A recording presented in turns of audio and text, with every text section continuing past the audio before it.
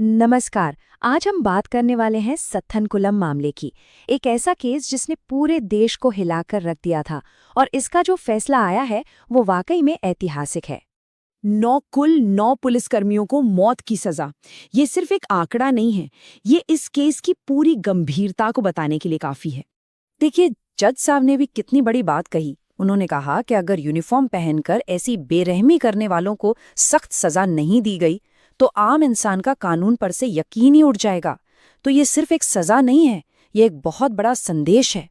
तो ये सजा एक पिता और बेटे की पुलिस कस्टडी में हुई मौत के लिए दी गई है और कोर्ट ने इसे कोई मामूली मामला नहीं माना, बल्कि इसे रेयरेस्ट ऑफ द रेयर यानी दुर्लभ से भी दुर्लभतम केस करार दिया। ये एक ऐसी कैटेगरी है जो हमारे कानून में सबसे ज्यादा घिनौने अपराधों के लिए ही इस्तेमाल होती है। पर सवाल ये है कि आखिर उस दिन ऐसा क्या हुआ था जिसकी वजह से इतना बड़ा फैसला लेना पड़ा। चलिए कहानी को बिल्कुल शुरू से समझते हैं। तारीख थी 19 जून 2020 और जगह थी तमिलनाडु का सथनकुलम। पे जयराज नाम के एक शख्स को पुलिस ने गिरफ्तार कर लिया। जानते हैं क्यों? क्योंकि कोविड लॉकडाउन के दौरान उनकी मोबाइल की दुकान तय समय से बस कुछ मिनट ज्यादा खुली रह गई थी। जब उनके बेटे बेनिक्स को ये पता चला तो वो अपने पिता की मदद करने के लिए भागा भागा पुलिस स्टेशन पहुंचा। वहां उसने देखा कि उसके पिता को पीटा जा रहा है। उसने इसका विरोध किया और बस यहीं से हालात बेकाबू हो गए। पुलिस का सारा गुस्सा उन दोनों पर उतर गया।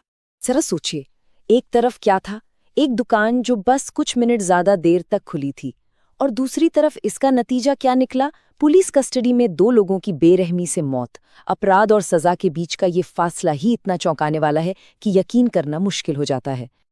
अब बात करते हैं उस रात के उस खौफ की, जिसका पूरा कच्चा चिट्ठा सीबीआई की चार्जशीट में दर्ज है। ये कोई 1-2 पन्नों की रिपोर्ट नहीं थी, पूरे 2400 पन्नों का दस्तावेज जिसमें उस टॉर्चर की हर एक डिटेल लिखी हुई है।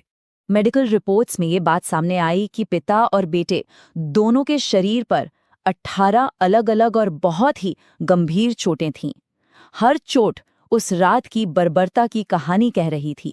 जांच में पता चला कि ये कोई गुस्से में की गई मारपीट नहीं थी, बल्कि ये एक सोची समझी क्रूरता थी।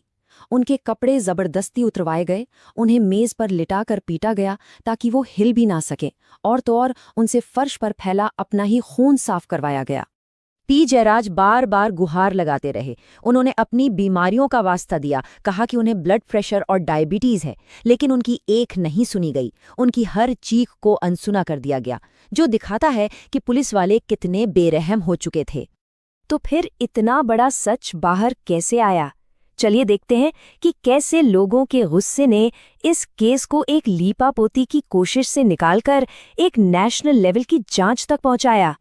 जैसे ही बेनिक्स और जयराज की मौत की खबर बाहर आई, लोगों का गुस्सा मानो सड़कों पर उतर आया।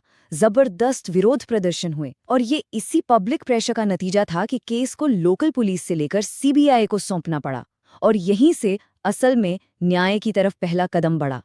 सीबीआई की जांच में ऐसे सबूत मिले जिन्हें झुठलाया नहीं जा सकता था।